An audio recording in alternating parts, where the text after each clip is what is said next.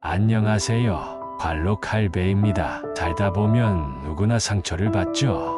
말 한마디, 행동 하나, 그리고 때로는 사랑하는 사람에게서 받는 상처까지. 그런데 흔히들 말합니다. 시간이 지나면 다 아문다고. 그 말 정말일까요? 누군가는 시간이 지나면 잊혀지고 괜찮아질 거라고 믿어요. 마치 시간이 모든 걸 해결해 줄 것처럼요. 하지만 상처가 단순히 시간만으로 치유될 수 있다면 왜 우리는 여전히 예전의 그 일에 사로잡혀 있을까요? 첫 번째, 상처 그 흔적은 사라질까요? 심리학에서는 감정적인 상처를 받은 후 우리가 그것을 치유하고 회복하는 과정을 해도라고 합니다. 이 과정은 슬픔과 고통을 느끼는 시간이 필요해요. 하지만 문제는 그 시간을 어떻게 보내느냐죠. 시간이 흘렀다고 해서 상처가 저절로 사라지는 건 아닙니다. 상처를 무작정 묻어두면 어떻게 될까요? 애써 잊으려고 해도 시간이 흐를수록 그 상처는 더 깊이 자리 잡게 됩니다. 미해결된 감정은 내 마음속에 남아서 결국 내 삶의 다른 부분까지 영향을 주기 시작하죠. 시간만 지나면 모든 게 괜찮아진다는 말은 사실 굉장히 위험할 수 있어요. 두 번째, 시간보다 중요한 것, 직면. 그렇다면 상처를 치유하는 데 필요한 건 무엇일까요?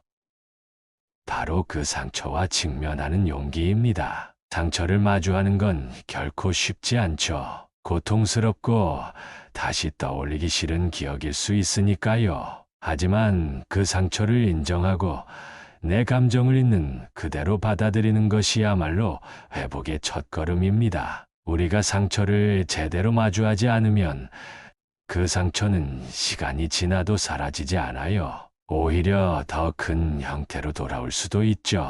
마주하기 힘들다면 친구나 가족 혹은 전문가의 도움을 받아도 좋아요. 중요한 건 그 상처를 무시하지 않는 것이에요. 세 번째, 상처는 시간만이 아니라 치유하는 시간이 필요하다. 상처는 시간만 흘러간다고 자연스럽게 아물지 않아요. 하지만 그 시간 동안 우리가 어떤 행동을 하느냐에 따라 그 상처가 치유될 수 있죠.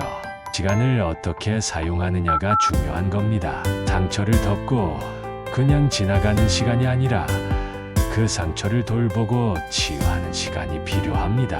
가장 먼저 할 수 있는 건 감정을 글로 적는 것입니다. 감정이 복잡하고 억눌릴수록 그걸 표현하는 게 중요해요. 일기장이나 노트에 당신이 느끼는 감정을 솔직하게 적어보세요. 나는 지금 화가 난다. 상처받았다. 왜 이런 일이 일어났을까? 이렇게 구체적으로 적는 것만으로도 마음이 한결 가벼워질 겁니다. 이걸 심리학에서는 감정의 외화활화라고 하는데 머릿속에 있는 생각과 감정을 글로 풀어내는 것만으로도 뇌는 그 감정을 정리하고 소화할 수 있게 돼요. 두 번째로는 누군가에게 이야기하는 것입니다. 혼자서 상처를 견디는 것보다 믿을 수 있는 친구나 가족에게 내 마음을 털어놓는 게 훨씬 도움이 됩니다. 심리학적으로도 타인과의 공감을 통해 우리는 감정적으로 치유를 경험할 수 있어요. 상처는 아프지만 그것이 영원히 우리를 지배할 필요는 없습니다. 시간이 흘러도 상처는 그대로 남을 수 있지만 그 상처를 어떻게 돌보느냐에 따라 우리는 더 강해질 수 있어요. 상처를 회피하지 말고 그 시간을 치유의 시간으로 만들어 보세요.